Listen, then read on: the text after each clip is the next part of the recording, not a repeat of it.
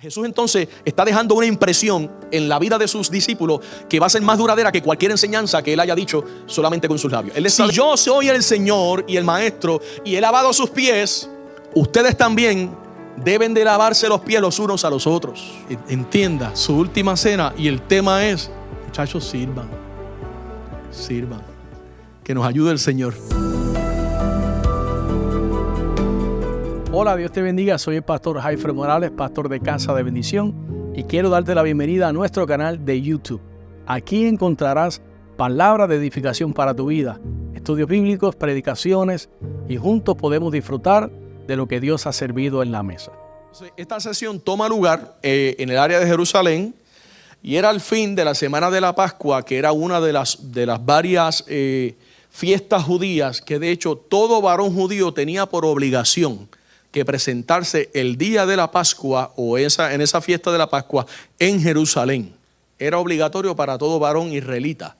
Y en ese contexto está Jesús con multitudes y miles de otras personas, pero allí está Jesús, están sus discípulos y se acerca el tiempo ya del fin para Jesús de su ministerio y Él se sienta a comer con sus discípulos.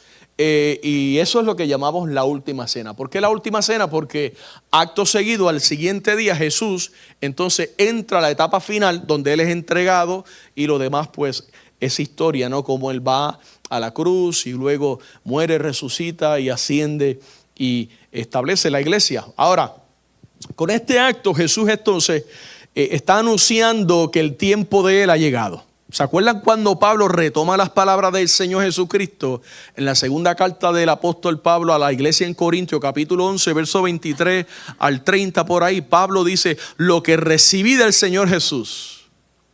Es decir, ese momento en el cual Jesús está en un tiempo de intimidad con los suyos y les está anunciando: ya mi tiempo aquí terminó. Es decir, imagínense, después de 3 años y medio de Jesús caminar con ellos día y noche, tener un momento tan íntimo para decirles: ¿sabe qué?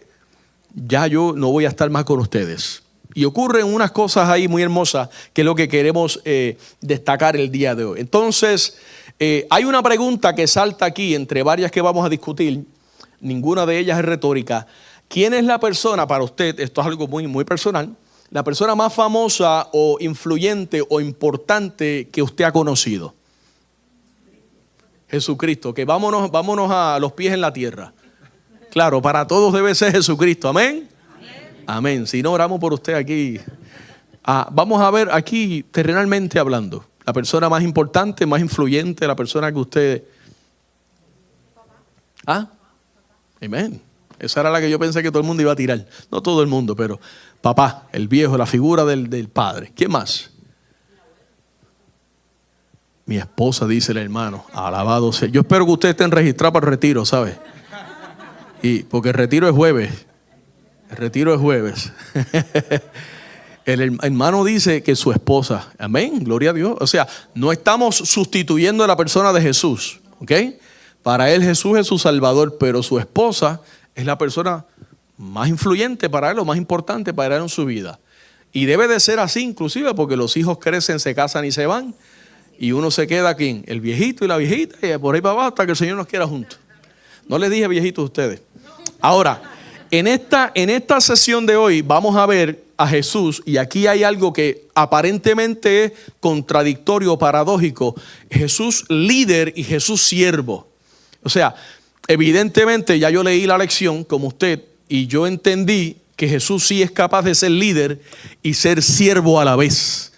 Por lo tanto, pero en aquel contexto, en el año en que Jesús vivía con sus discípulos, en esa época, pues eso no era común, no era ni bien visto para una persona de autoridad, digamos, bajarse o rebajarse a hacer ese tipo de acción. Entonces son como roles contrapuestos unos contra el otro. Ahora, al acercarse al fin de su tiempo, como le mencioné antes, sobre la tierra, Jesús entonces está dejando una impresión en la vida de sus discípulos que va a ser más duradera que cualquier enseñanza que Él haya dicho solamente con sus labios. Él le está demostrando algo que es como que un sello distintivo para que aquellos que en ausencia de Él sigan aquí militando, representándolo a Él, tengan. Es algo distintivo. Se supone que los que amamos a Dios y servimos a Dios seamos servidores también de los demás. Ahora, hay otra pregunta. ¿Cómo te ha impactado algún líder a través de sus acciones humildes? Es decir, vamos a ver ahora vamos a enfocarnos en lo que es la iglesia, en la vida cristiana, en los 20, 30, 15, 10 años que tú llevas sirviendo al Señor. ¿Qué persona, qué pastor, qué hermanito de la iglesia, alguien que haya impactado tu vida dentro de ese, digamos, con acciones humildes dentro de ese particular, que tú digas, no, a mí rápido me salta a la mente tal persona? La persona que la discipuló usted. ¿Ella está viva?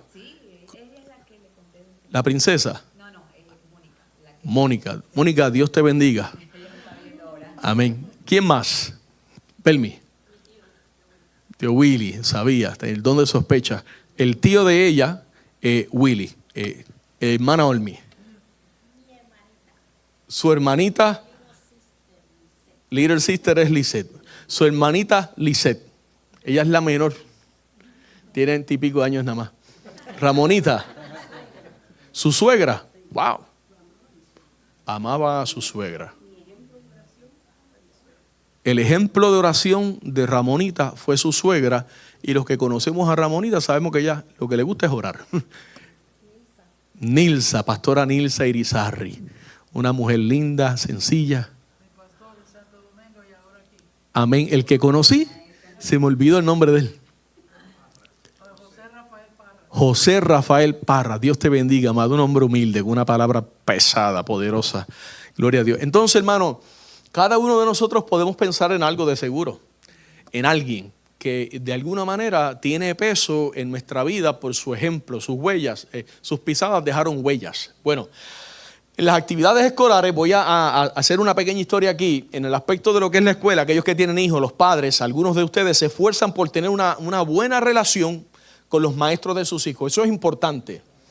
Y algunos trabajan duro para ser los padres más comprometidos de toda la clase, porque uno quiere conocer los maestros y que traten bien a los nenes, ¿verdad? A los hijos de uno. Algunos inclusive les llevan regalos, les invitan a comer en el Día de Acción de Gracia. Otros llegan a hacerse amigos de ellos y salen los fines de semana y se reúnen y comen y hacen barbecue. Y hacen todas estas cosas con la esperanza de ganarse el favor de esos maestros, de manera de que tú y yo somos amigos, trata bien a mis hijos. ¿Verdad que sí? Yo no tengo hijos, pero yo cuando era director del Instituto Bíblico, había un estudiante, Charlie Nieves, lo voy a decir por si ves el video, Charlie, Dios te bendiga, que yo me acuerdo que Charlie me traía ajos con gandules, chef. En vez de, ¿sabes que los nenes le llevan manzana a los maestros? Él me traía ajos con gandules, pernil, pero era siempre, y me los ponía así en el escritorio. Y yo siempre le hacía el chiste, tú sabes, yo le decía, oye, pero los niños le llevan manzana a los maestros, tú lo que me traes aquí es petróleo, brother. Entonces, de alguna manera, uno lo que quiere es edificar un puente, una relación, y buscar un beneficio en el caso de los padres con los maestros de sus hijos. Ahora, como dice la Biblia, no hay nada nuevo debajo del cielo. Solo dice el Eclesiastés capítulo 1, verso 9. De hecho, Mateo capítulo 20, vaya conmigo allí, versículo 20 al 23. Vemos allí un relato que conocemos de una madre que se acerca a Jesús con la misma actitud de estos padres que se acercan a los maestros de sus hijos. ¿Verdad? Estos padres que son sobreprotectores. Si ese es usted, no diga amén. Entonces, esta mujer tenía la esperanza de ayudar a sus hijos a obtener un lugar de preeminencia entre los discípulos del Señor. Ya ahí estaba picando un poquito fuera del hoyo. Dice el verso 20. Entonces, Mateo capítulo 20, versículo 20. Entonces se le acercó la madre de los hijos de Zebedeo con sus hijos. Imagínense, yo me imagino el cuadro, la mamá con los muchachos como si fueran dos niños, ¿verdad? Como por ejemplo, yo tengo casi 50 años y la vieja me trata como un bebé. Y siempre me está haciendo como si apapachando, ¿verdad? Yo me imagino la mamá con los dos mandilones ahí y delante del Señor. Y dice, ella él le dice, ¿qué tú quieres? Como que Jesús no supiera lo que está pasando. Y ella le dice, ordena que en tu reino se sienten estos 2 hijos míos. Ahí hay una aparente, o sea, ella está reconociendo, tú tienes la autoridad. Y pues aparentemente, oh, qué bonito. Ordena que en tu reino se sienten estos 2 hijos míos, el uno a tu derecha y el otro a tu izquierda. Entonces Jesús respondió y dijo, no sabes lo que pides. ¿Podéis beber del vaso que yo he de beber y de ser bautizado con el bautismo que yo soy bautizado, con que yo soy bautizado? Y ellos dijeron, podemos. Él les dijo, a la verdad, de mi vaso beberéis y con el bautismo con que yo soy bautizado, seréis bautizados. Pero el sentaros a mi derecha y a mi izquierda no es mío darlo, sino a aquellos para quienes está preparado por mi Padre. Algunos promotores de la teología del calvinismo o la salvación, salvo siempre salvo, la predestinación, dicen, ves, evidentemente Jesús está diciendo ahí que el Padre es el que ha elegido ya los que han de ser salvos y que no está en su sola potestad. Claro, eso es un medio disparate y una media verdad. Bueno, la pregunta que salta es, cuando tú eras pequeño, cuando eras chico, ¿qué sueños o qué metas tus padres tenían para ti?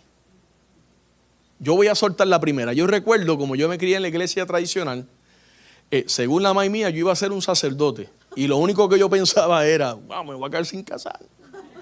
Y yo no sentía llamado para eso. Y no, mi nene va a ser, y en la casa todos yo era monaguillo, mis hermanas eran hijas de María, ellos eran catequistas, éramos de verdad, no éramos de los hipócritas, éramos de verdad. Practicantes fervorosos, ¿no? En la religión tradicional. Y no, el nene mío va a ser sacerdote. Y yo como que, ok. O sea, estaba predestinado. Claro, ella no estaba lejos, porque sacerdotes somos, ¿verdad que sí? Ahora en el nuevo pacto, sacerdotes de Cristo, ¿no? Del Padre. Ahora, ¿qué sueños o ¿Qué tú entiendes, qué tú recuerdas que tus papás tenían para? No, él va a ser un doctor, el mejor cirujano de Guatemala. Míralo allí con una camisa de un equipo que bendito. Es decir, ¿cuáles eran los sueños que usted recuerda creciendo que de repente casi que le imponían a uno los padres? No, él va a hacer esto. Solamente a mí me pasaba. Que me casara vestido de blanco y virgen.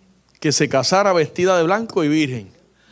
Alabado sea el nombre del Señor. Ese era el sueño de su mamá. Me dejó así. Si no fuera porque es mi esposa. Amén, aleluya. Y así fue, para la gloria del Señor.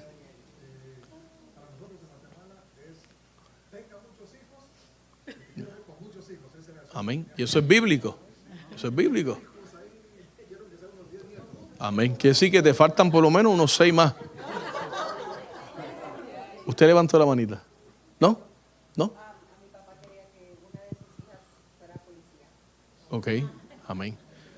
Y no, hay que preguntarle a Éfer, a ver. Ok, ¿alguien más? Lo que quiero llegar es esto, hermano. ¿Se acuerdan el domingo el tema de la predicación? La iglesia soñada por Dios. ¿Cuál será ahora entonces el sueño de Dios para nosotros? Bueno, para aquellos no era sentarlos ni a la diestra ni a la siniestra, no era el sueño de Dios ponerlos a ellos por encima de nadie. Mira, la madre de Santiago en ese momento y Juan, la mamá de ellos, se acerca a Jesús y le pide un favor, ¿no? Y como le dije al principio, parecía ser una petición, además de ser genuina, auténtica, parecía ser, estoy buscando la palabra, algo digno, algo bueno. Ahora, ella quería tener la seguridad de que sus hijos tuvieran altos rangos en el reino del Señor. Sin embargo, había entendido mal la clase de reino que Jesucristo estaba por establecer. Y usted dirá, bueno, la hermana se equivocó. Bueno, pero es que hoy día tenemos ministros del Evangelio que han entendido mal este aspecto del reino y predican un reino en el cual ellos proclaman que ya Jesucristo estableció en la tierra, por lo tanto Cristo no regresa por la tierra, ya Cristo estableció el reino aquí y ahora usted y yo somos reyes, somos sacerdotes y tenemos que tener riquezas y tenemos que ser bendecidos y prosperados. Y olvídese, la mamá de Tarzán. Entonces, para cualquier lector serio de la Biblia, no tiene que ser un teólogo, puede comprender, hermanos, que Jesús no vino a establecer un reino terrenal. Si no, no hubiera muerto, entonces hubiera sido un fracaso. Jesús no vino a establecer un gobierno humano. Él no vino a establecer algo temporal, sino que Él vino a establecer algo de un peso eterno. Y de hecho, la promesa para aquellos que ya estamos en Cristo, que tenemos el verdadero seguro de vida, es que ya estamos sentados con Cristo en lugares celestiales. Ya eso es un estatus que tenemos ahora. ¿Por qué? Porque aunque militamos aquí, tenemos ya vida prometida, una promesa, una esperanza viva de una vida mejor, que es la vida eterna en Cristo Jesús. Ahora, Él vino a establecer un reino eterno. No simplemente un reino como ahora de 4 años, de 5 años y demás. No, un reino eterno.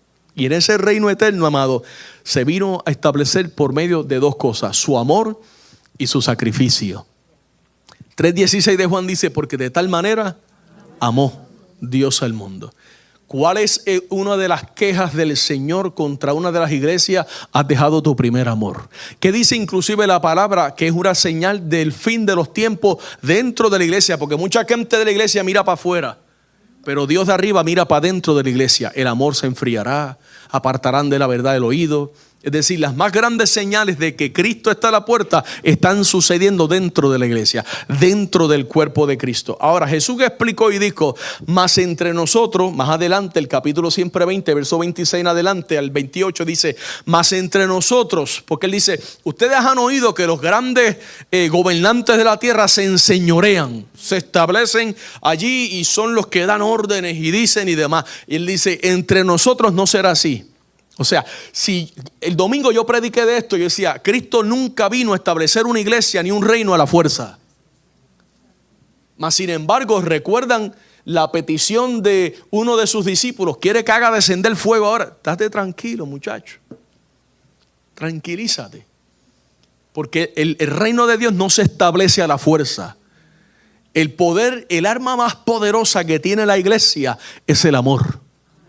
Pero no es el amor corrompido filial solamente, no. Es el amor ágape, que viene como una virtud del Espíritu en nosotros.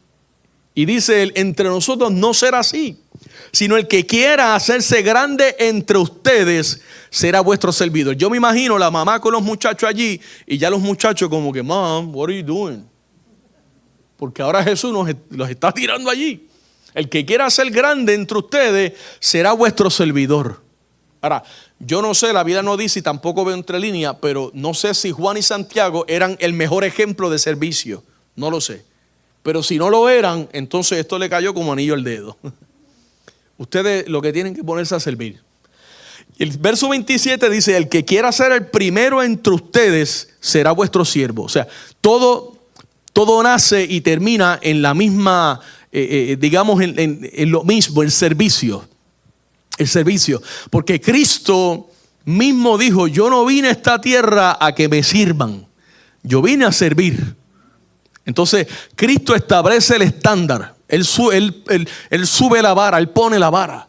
Y dice: como el Hijo del Hombre no vino a ser servido, sino para servir y para dar su vida en rescate por muchos. Entendemos, ¿no?, que fue a través de la muerte y el sacrificio vicario de Cristo en el Gólgota. Entonces, lo primero que vemos aquí es el modelo de servicio. Jesús establece el modelo de servicio.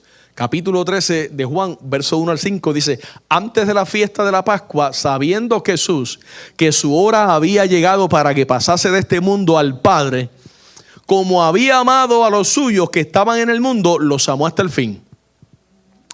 No pierda el enfoque, todo esto está pasando en la noche de la última cena. Y cuando cenaban, como el diablo ya había puesto en el corazón de Judas Iscariote, hijo de Simón, que le entregase. ¿Sabe lo que yo veo aquí, amado? Que es posible andar con Jesús y tener un corazón influenciado por el diablo. Eso es lo que yo veo ahí. Porque en el infierno hay un discípulo del Señor y en el cielo, como alguien dijo, una que fue prostituta, Rahab. Porque en la hora de la hora Jesucristo Aquel que lo tiene como Señor entronado en su corazón y Salvador, no importa tu pasado, ni tampoco importa lo que estés viviendo ahora. Asegura tu vida en Cristo, vive para Él, sírvele a Él y no seas influenciado por nada de este mundo. Y dice entonces el verso número 3, sabiendo Jesús que el Padre le había dado todas las cosas en las manos y que había salido de Dios y a Dios iba, se levantó de la cena. Yo me imagino el silencio que está pasando. Se levantó de la cena. Acuérdense que ellos no están en sillas como hoy día, ¿no? Ellos están más bien así como que recostados. Se levanta Jesús de la cena, toma una toalla, se quita primero su manto, toma una toalla, agarra un recipiente, un lebrillo, un Tupperware, para que me... y comienza, le echa la agua, lógicamente, y comienza a lavar los pies de los discípulos. Y empieza a secarlos, a enjugarlos, a limpiarle los pies con la toalla que tenía ceñida. Ahora, cuando Jesús se quita el manto, se queda, ¿verdad? Digamos con una ropa interior, ¿no? Nada vulgar, ¿no? Sino la ropa que llevaba debajo de una túnica cualquier hebreo, judío o persona de aquel tiempo. Y entonces, prácticamente en ese despojarse de esa túnica, Jesús está asumiendo como una actitud de esclavo. Su ropa humilde en la cual Él se queda es como una similitud, como si fuese un esclavo. Y encima de ello, lavar los pies de cualquier persona que entraba a tu casa. No era como ahora, ¿no? Que tenemos alfombras así como las tenemos, que dice wow, welcome home, ni nada de eso.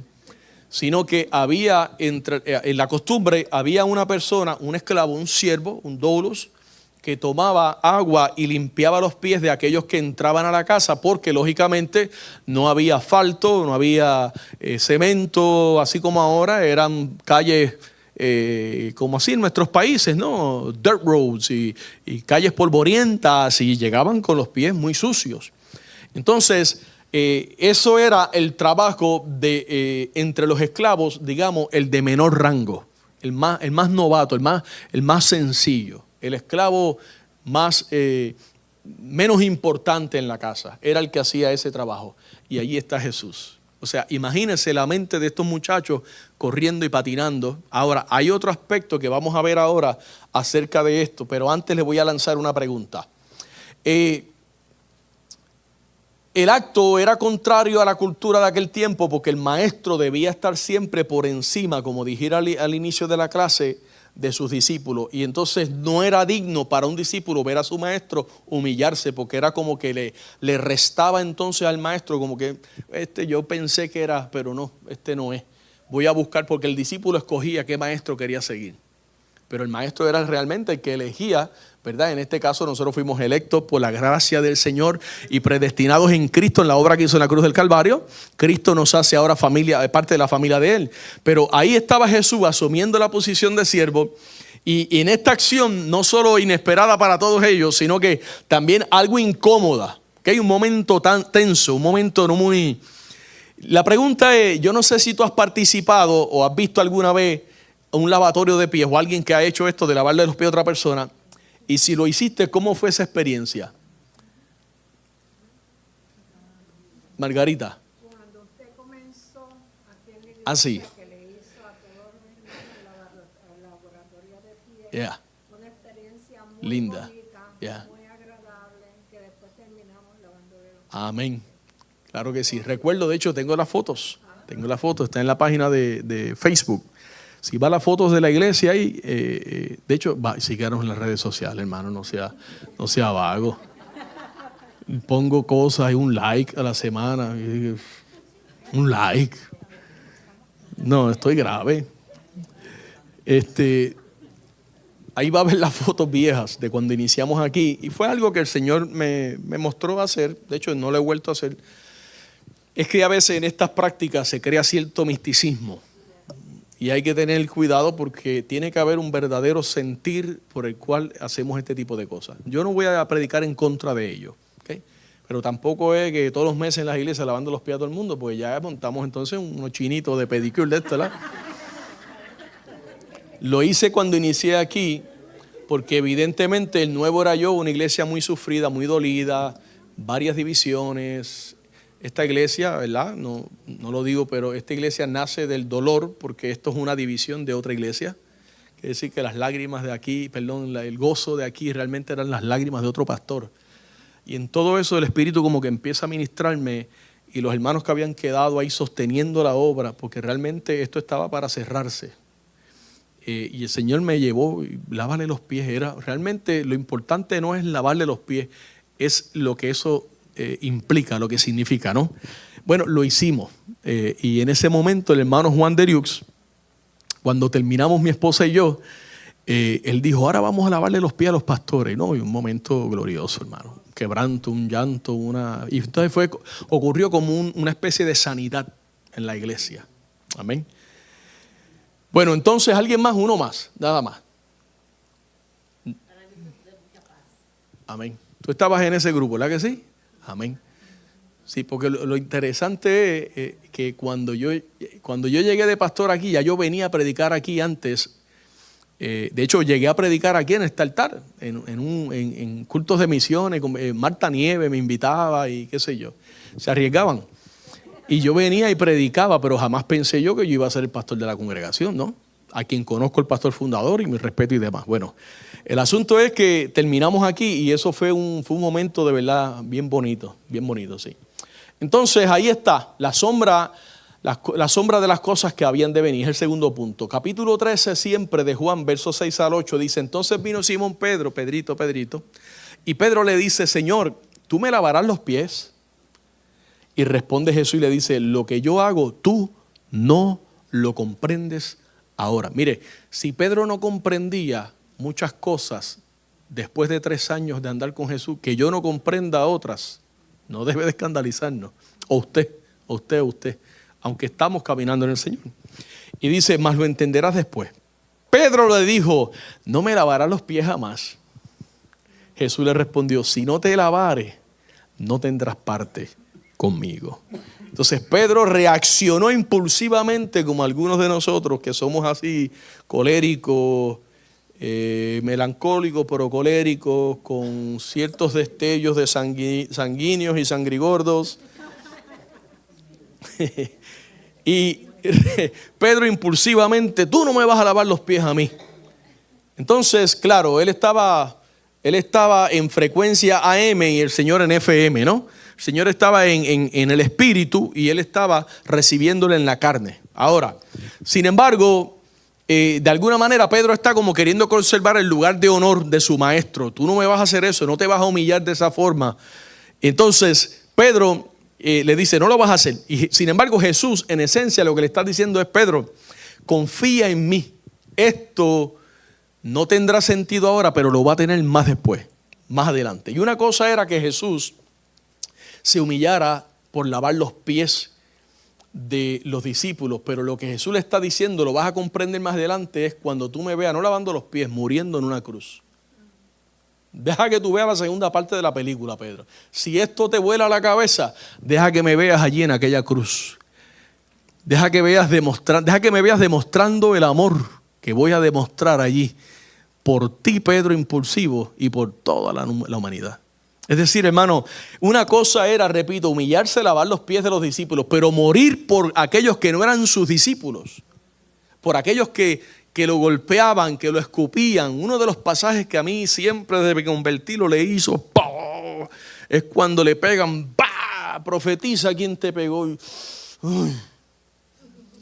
Y el Señor ahí como cordero el matadero. Entonces no abrió su boca, enmudeció. Mire, de modo parecido, el amor de Jesús demostrado al lavar los pies de sus amigos, ¿verdad? Ese era su círculo íntimo de Jesús. No se comparaba con lo que iba a suceder en la cruz del Calvario, hermano. Aquello era un círculo íntimo. En la cruz del Calvario, Cristo, que dice la palabra que derrota allí el reino de las tinieblas y exhibe públicamente la victoria, triunfando sobre los principados y las potestades en la cruz del Calvario. Esa era el punto culminante, ese era el propósito. Cuando tú veas eso, Pedro, entonces sí te va a quedar el ojo cuadrado. Ahora, La pregunta es, hoy día no solemos, ¿verdad?, lavar los pies, al menos aquí no se ha hecho por casi 9 años, pero ¿qué otro tipo de actos tú puedes ver en algunas personas que de alguna manera, actos de servicio que como que sobresalen por encima de los demás? Actos de esos que uno dice, wow.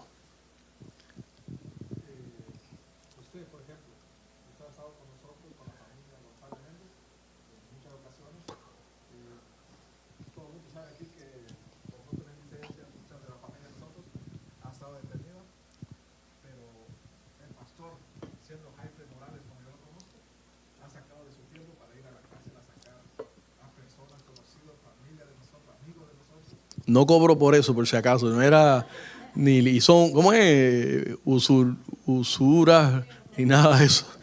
Ni en mi dinero tampoco, no he fiado a nadie.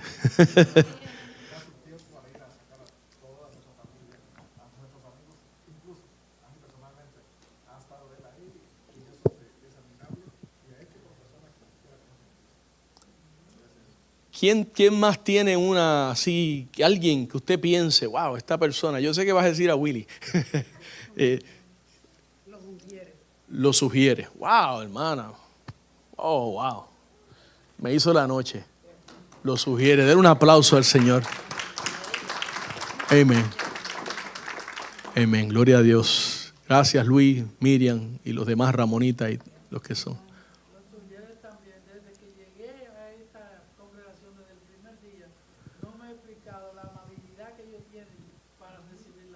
Amén, gloria a Dios. Otro aplauso a los sugieres. Aleluya. Esa llegada fue bajo la administración del hermano González y ahora estamos bajo la administración del hermano Luis. Qué lindo es el Señor. Servir al Señor es un acto hermoso, hermano. Mire, vamos a irnos aquí porque estoy medio platicón y veo que estoy atrasado. Mira, vamos a ver el aspecto de la limpieza de los pies. No era limpiarle el polvo. Era una limpieza espiritual lo que Jesús está enseñándoles a ellos. Versos 9 al 11 de Juan 13 dice, le dijo Simón Pedro, ¿cómo le dijo? Señor, no solo mis pies, de que no quería que lo tocaran, no solo mis pies, sino también las manos y la cabeza. Jesús le dijo, el que está lavado no necesita sino lavarse los pies, pues todo está limpio y ustedes limpios están. Aunque no todos, porque sabía quién le iba a entregar, por eso dijo, no estáis limpios todos. Por Judas, ¿verdad que sí? Pedro parecía querer de momento de que no quería nada, ahora quería el combo completo, agrandado, con papas grandes y refresco grande. Lo quiero todo ahora, Señor. No quería que el Señor le lavara los pies y entonces después quería jacuzzi, ¿no? Lávame completo. Y Jesús, aprovechando la oportunidad para enseñar una verdad espiritual, lógicamente, que era limpiar todo el cuerpo, sería en ese, entiéndase, era un tipo de bautismo, ¿no? Bautismo, como aquellos que hemos nacido de nuevo y nos hemos bautizado, era un acto de conversión, era como un símbolo de un acto de conversión. Y Jesús le estaba diciendo a Pedro que él ya era uno de los míos. O sea, Pedro, tú no tienes que limpiarte completo porque ya tú estás limpio. Tú eres de los míos. Entonces, por otro lado, en aquellos tiempos los sacerdotes tenían por costumbre lavarse con regularidad solo sus pies y las manos antes de entrar a servir al templo. Y de esa misma manera, entonces, nosotros necesitamos, porque somos sacerdotes ahora, un pueblo de sacerdotes, nación santa, nosotros necesitamos limpiar espiritualmente nuestras manitas, nuestros pies, nuestros corazones, nuestras conciencias, dice la palabra. Es decir, tenemos que continuamente ir a las aguas delante del Señor y decir, Señor, límpiame. Yo soy tuyo. Ya yo fui bautizado, no solamente en las aguas, sino soy sellado con tu Espíritu Santo. Yo soy tuyo, soy pertenencia tuya, pero en el caminar de aquí a allí, ensucié mis pies, ensucié mi corazón, ensucié mis ojos. Usted sabrá, ¿no?, cómo referirse al Señor. Tenemos que estar constantemente, amado, examinando el corazón Y como el corazón es engañoso, pidiéndole al Señor que lo examine por nosotros y que nos muestre. Y entonces, ya cuando el Señor te va a mostrar, te va a dar la receta y tienes esto, tienes sentimientos herniados, tienes espuelones en la lengua.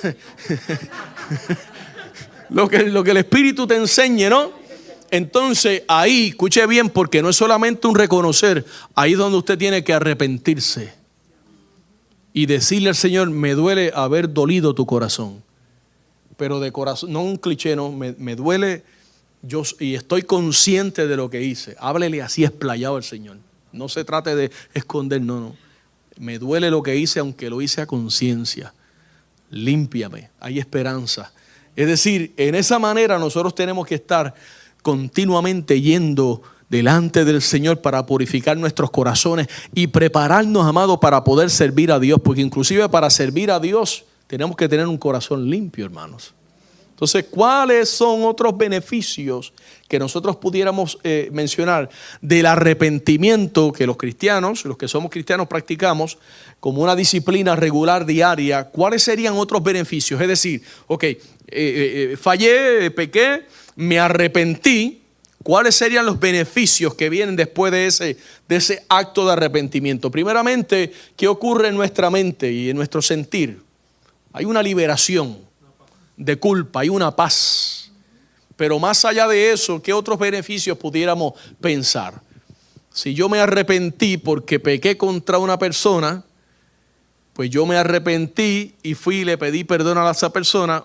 Un beneficio es, hay un reconcilio, hay una restauración en nuestra relación, ¿verdad? Otro ejemplo, vamos a ver, no todos a la vez. Sanidad espiritual. De hecho, hay personas que tienen enfermedades por falta de confesión de algunos pecados ocultos que pueden llevar a una persona inclusive a la muerte, pecados de muertes. Aquellos que practican deliberadamente algún tipo de inmoralidad sexual, ese pecado te puede llevar a la muerte, porque puedes enfermar y puedes morir, ¿no? Pero cuando tú te arrepientes al Señor, vamos a decir, aquí estoy yéndome un poquito, la persona agarró una enfermedad, no le vamos a dar nombre ni apellido, una enfermedad, y va a morir de esa enfermedad. Pero esa persona se arrepiente de todo corazón y le pide perdón al Señor y a su esposa y a sus hijos. Va a morir como quiera, ya está decidido, Dios no lo va a sanar. ¿Qué beneficio puede ocurrir en esa vida? Hermano, la salvación, como le dice, como yo digo, este predicador Paul Washer, dime cuán perdido tú estabas. Y yo te voy a decir cuán salvo tú eres. O sea, tú te arrepientes, pero te arrepientes de corazón de lo que eres. Y entonces el mayor beneficio es la salvación, hermano. No hay salvación si no hay arrepentimiento.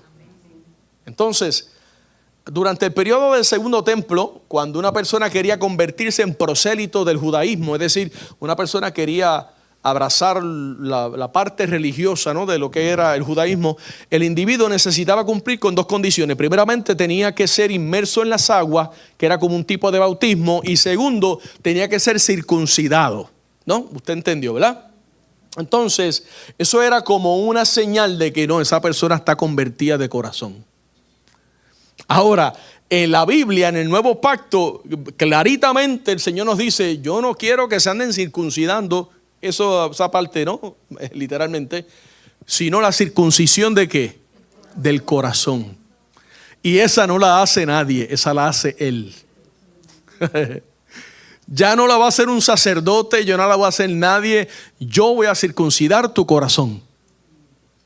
Yo te voy a dar ahora un corazón de carne, que me ame a mí, que me busque a mí, que se incline a buscar de mi presencia. Y esos rituales en los tiempos bíblicos, los judíos, pues se ocurría ese tipo de bautismo en algo que se le llama, yo creo que incluí por ahí unas fotos, me parece, que era un lugar que se llamaba el mikvé. Y ahí está.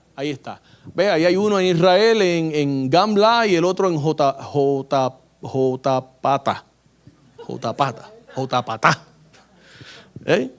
Entonces eso se llenaba de agua, se hacía, ¿no?, con corrientes de aguas vivas, no podían ser estancadas, aguas de manantial, y se desviaba el agua, llenaba esos estanques de alguna manera, y ahí era que se practicaba ese tipo. Cuando Jesús está haciendo todo esto y le está hablando a Pedro, le dice, no, Pedro sabe, ellos entienden, ellos están dentro del marco social de su época y están entendiendo este aspecto, pero lo que no están entendiendo es la parte espiritual que hay dentro de ellos. Entonces ahí es donde Jesús establece y dice, bueno, ahora ustedes sigan mi ejemplo. Y lo vamos a ver en los últimos versículos, 12 al 17 de Juan 13, donde dice, así que después que les hubo lavado los pies, dice que le lavó los pies a todos. La pregunta es, ¿le habrá lavado los pies a Judas?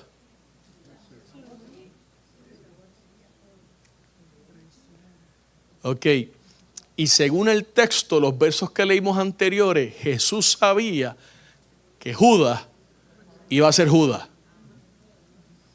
Y le lavó los pies. ¿Qué nos enseña eso de Jesús? ¿Ah? Ok, escuche bien esto, mire bien, su amor, su compasión. Jesús no le lavó los pies a Judas para que Judas no fuera al infierno. O sea, Judas era Judas.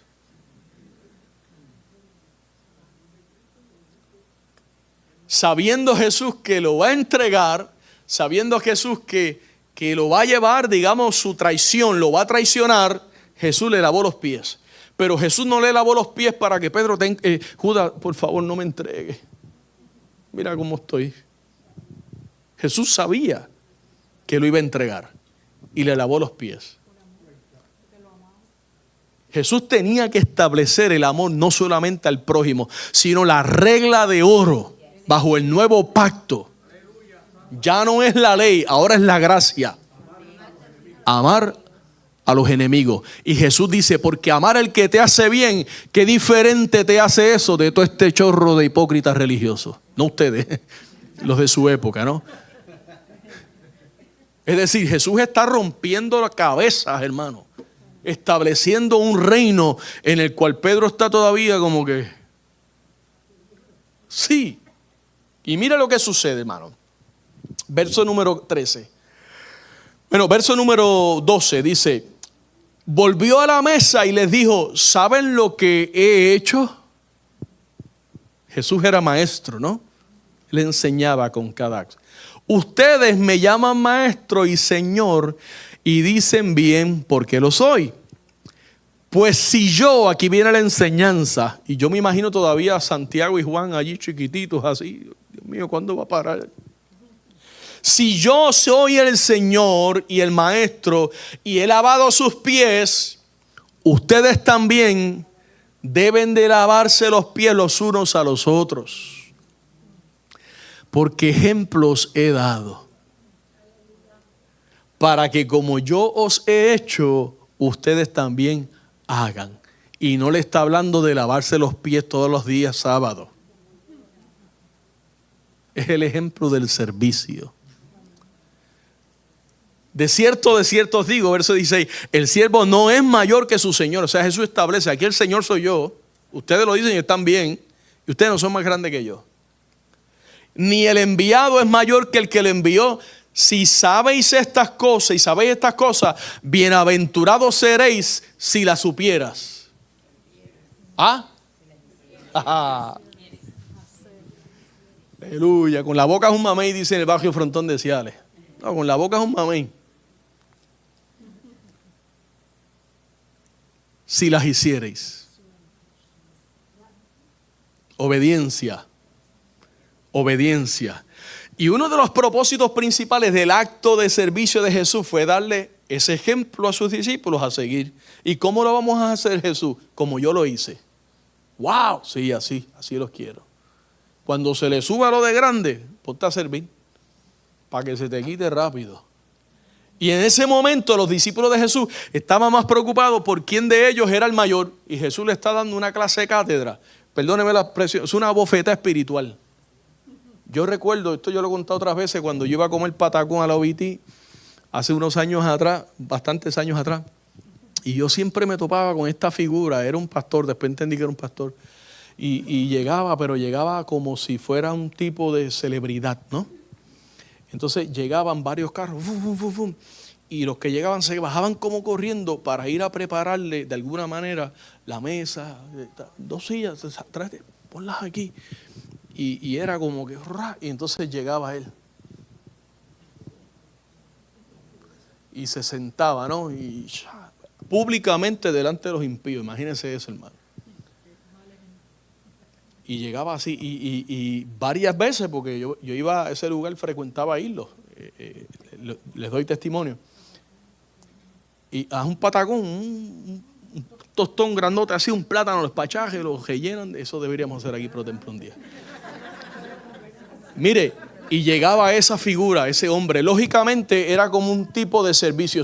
En el corazón de los hermanitos, ellos están... o sea, ellos están haciendo bien según ellos, ¿no? Estamos sirviendo al ángel de la iglesia, al pastor. ¿Ve?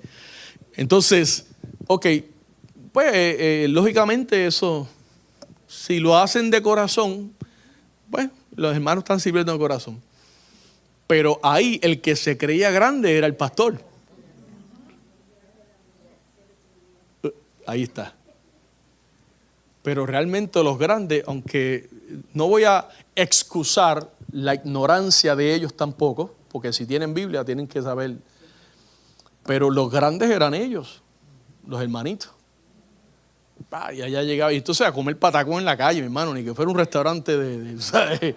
A comer patacón en la calle con corte y escolta y todo, fíjate. No, un bárbaro el tipo. Entonces, ¿qué sucede? Jesús no quiere eso, perdone la expresión, amado. Jesús le apesta eso. Esos aires de grandeza no, hermano, eso no va a curar el Señor. Y en aquellos tiempos, Mateo 18, 1 al 4, dice el texto, pues ellos están ocupados, ¿verdad? En quién va a ser el mayor. Dice, vienen a Jesús y dicen, ¿quién es el mayor en el reino de los cielos? Y Jesús llama a un niño. le mete un jonrón que todavía la pelota no ha caído. Llama a un niño.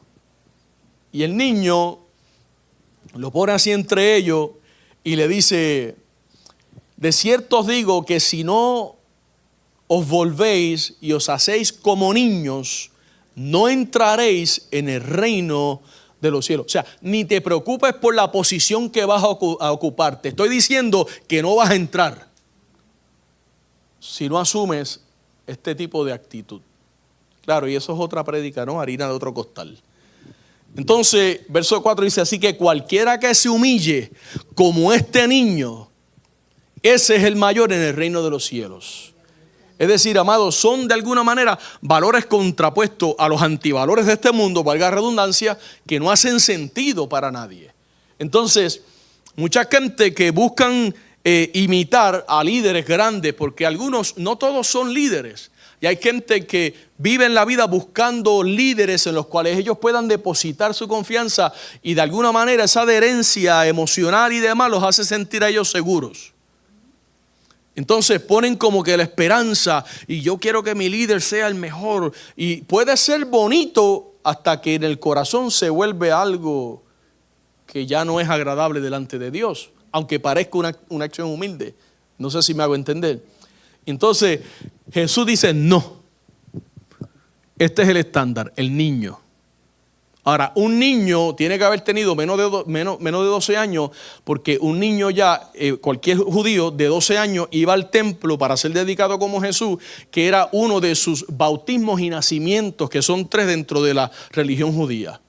Es decir, a partir de los 12 años ese niño podía tener entrada con los adultos al templo a ser expuesto públicamente a las enseñanzas de la Torá.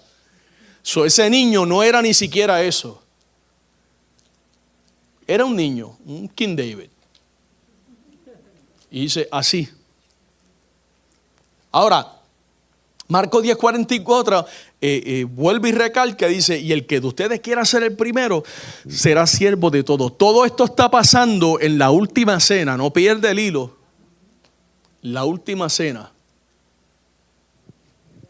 Porque siempre una experiencia es mucho más memorable que palabras. Te amo, mi amor, te amo, pero tiene que haber una demostración de amor, ¿cierto o no es cierto? Y igualmente a los hombres, ¿no? De allá para acá y de aquí para allá. Entonces, esto siempre va a causar una experiencia, una impresión duradera en los discípulos, y eso era lo que Jesús estaba impregnando en ellos en esa noche. Jesús es Dios. O sea, que no quede claro, que no quede duda, perdón, que quede claro. Y se humilló a sí mismo al nivel de un esclavo. Al nivel de un esclavo, simplemente para demostrarles a ellos el nivel de servicio que Dios exige. Pastor exige, sí exige, porque Él dijo, si no, no entras ni al reino de los cielos, hermano. Por eso cuando dije el domingo, el que no sirve, ya ninguno dijo nada. Generalmente dicen, no sirve. Y yo le digo, eso no lo dije yo, lo dijo usted. Entonces, hermano, Dios nos puso en la iglesia para que podamos alentarnos y desafiarnos unos a otros. ¿Conoce usted a alguien que sea un gran ejemplo de servicio para su vida? La hermana Ramonaira. Ramonita para la hermana Olmi es un gran ejemplo de servicio en su vida. Todos tenemos a alguien. La pregunta es, yo no sé si usted, aparte de Ramonita, vamos a ver aquí entre nosotros, eso es bonito. Diga, ¿quién más? ¿Quién más se atreve a decir algo? Hermana, sí. Su esposo. Aleluya, retiro, hermano. Regístrese y si no tiene chavo, a Arturo le paga. Ya me dijo que tenía ahí una taquilla. Regístrese que esto va bien. El hermano González, dice la hermana Sonia, el hermano González por allí. La hermana Doris. Eso es bonito, ejerzamos esto no es bonito. ¿Ah? ¿Quién? La hermana Allison, dice la hermana. La hermana Brenda Méndez. El hermano Luis. Hay varios Luis. Luis, el de los sugieres, hermana.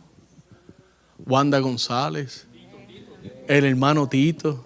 Y esto es un ejercicio bonito, ¿ok? Y si no dicen nuestro nombre, no tenemos que sentirnos mal, porque por eso no lo dicen, porque el Señor está bregando con nosotros. Hermana Oli. Joseph, ahí está Joseph. Los paisas, que son los hermanos Hernán y el concuñado de él.